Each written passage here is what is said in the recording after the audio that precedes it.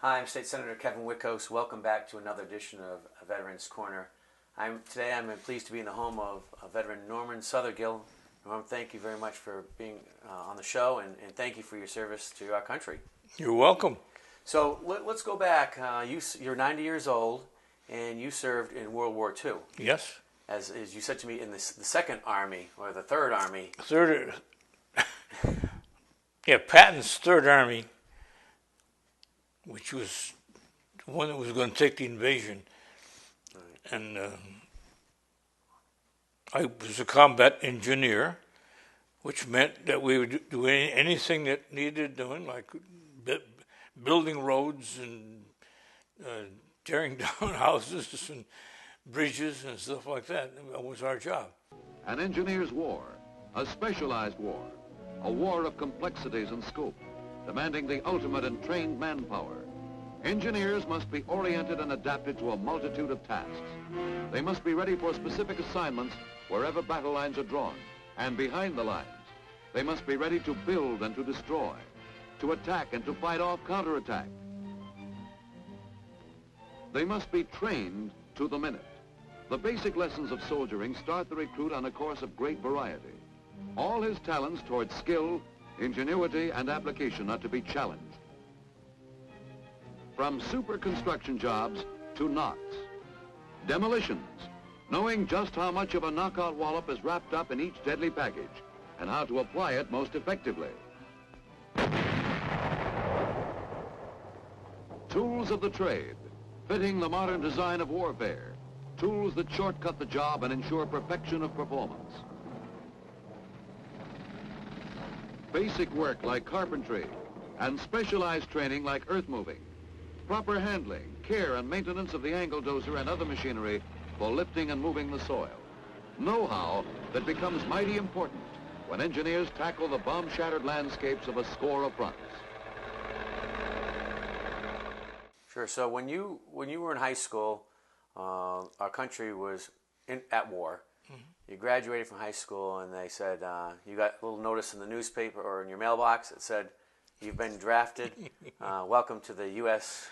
Army." Yeah. And now, where did you report for your basic training? Fort Devens.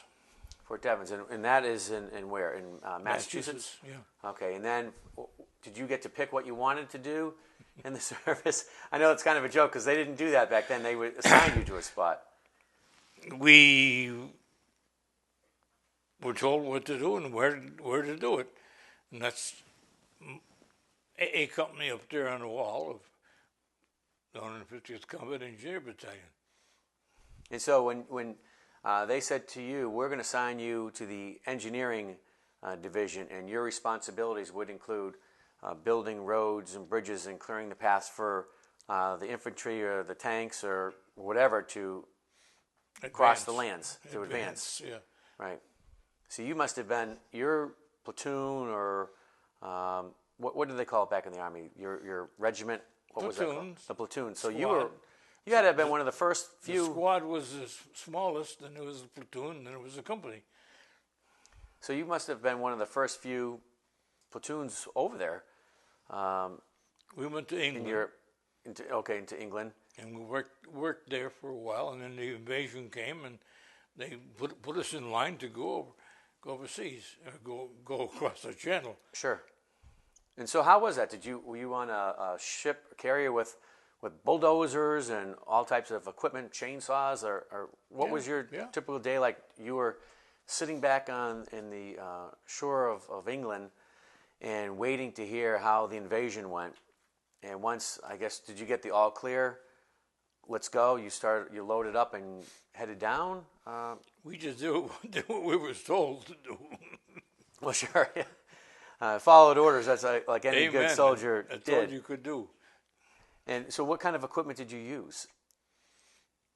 Well, basically, we used a pick and shovel, and then we got some equipment, but we didn't get much. We got a bulldozer, but that was all provided by a separate company.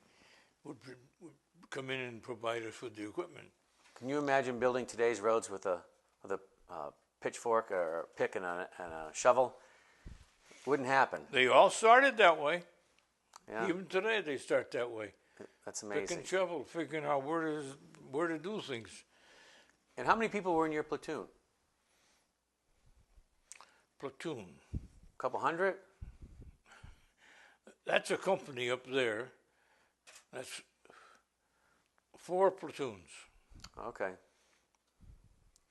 So there were probably 80 guys in a platoon. And did you travel to Europe by yourself from Connecticut, or did you have any of your classmates or friends that were with you? I went in alone. And then you just made friends along the way. Yeah. Yeah. So when you landed? Did you have a detail of the direction you were supposed to be going and heading in, and what was your objective? They brought us in, and it was advanced enough so that they landed us right on the shore. And we went in there, and they immediately took us and sent us away from the action so they could organize us. Now, did you land in Normandy? Yeah. Okay. And they got us going, and they had shipped us way back out of the way. But then the time come, here we go. So we went right on the border of, now we're going back 70 years. Sure. Anyway, it was Luxembourg. They had not joined the war yet, so we couldn't go into Luxembourg, but we could go right to their border. And then we were going up their border, and the Germans attacked down beside us, and we got involved in that skirmish. And did you have armament protection, your platoon? Did you have infantry or riflemen that were there to protect the engineers that were going to be building things, or you carried your own guns and you protected yourselves? We were it. Yeah. Oh, okay. Yeah. So you had arms training in boot camp, I assume. Yeah. For M1s. Yeah. And how long was your stay that you were told you were going to be in Europe? Was it a 6-month deployment, or 9 months, or you were there until your job was completed? Or you weren't even told anything. You just did what you were told to do. We were just there and do what you're told. That's all, and carry on. What was life like? A typical day for you once you had landed and you were moving your way towards Luxembourg. Go to bed at midnight, or as soon as it got dark, we're up at 5 a.m. What was a typical day like? When they blew reveille about 7 o'clock. Okay. Because it was, you have to realize that the difference in what American time was and what it was over there, because of the way the clock went. Right. So we could be in action, and he'd still be sleeping back in the States. Sure. Well, so you would get up at sunrise for the most part. Yeah. You go to chow, and then you begin your work. And would you have time off during the day, or no? You just work straight through. What was you gonna do with time off? I didn't know if there was a chance for a little R&R in the middle of. They'd send somebody else to relieve you for a little bit, and then go away. Once in a while, we got some R&R like that. Yeah. Where would you go for that? Back to London. Okay. Talk to the Lamey girls and the boys, and catch up on the news. Was it hard to receive news where you were? A lot of it was censored. Okay. Because they didn't want the enemy to know what we were doing, and they wanted us to know what they were doing. So did you have radio, or was it newspapers, or everything was from the Army that said, this is what we're going to tell you, that what's happening? That was it. Stars and Stripes was a magazine or a paper that the Army put out to alert us to what was going on, and we read that. We didn't have radios, because we're going back to the time before the little handheld operators. People didn't have those radios. They just weren't around. So you did what you could do. Since your unit was responsible for building the roads and the bridges and clearing paths allow for advancement, did you ever get to a point where we've reached our target, we're going to build a base camp here, you guys can hang out here for a while, or was it always move, move, move? Move, move, move. Really? No rest for the weary then. Well, we were very successful. And I see that you share with me a book that you had authored, A Combat Engineer Remembers. And is this you on the front cover? Mm-hmm. That's how we were dressed. Okay.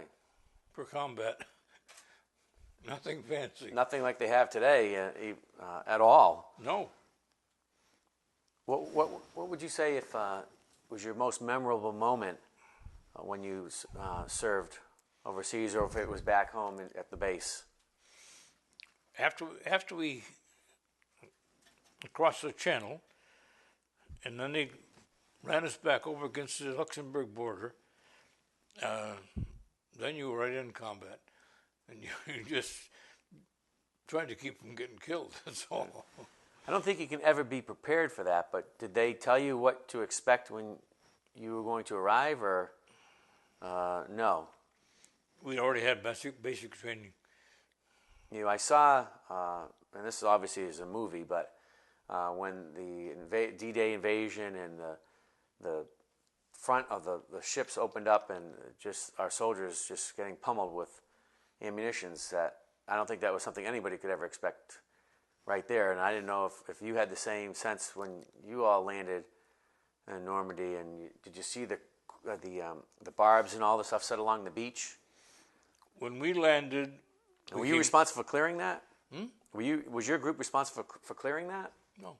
No? Somebody else did? Not by that time. We were just in mass with the army as to where they were going. And they just filled up the holes. They took us over and put us in the woods for a couple of days, and then they brought it back across in front, right up the Luxembourg border. And we stayed there, and the Germans counterattacked between us, and so we had to fight the Germans on one side and stay away from the Luxembourgers, because they weren't involved in the war yet.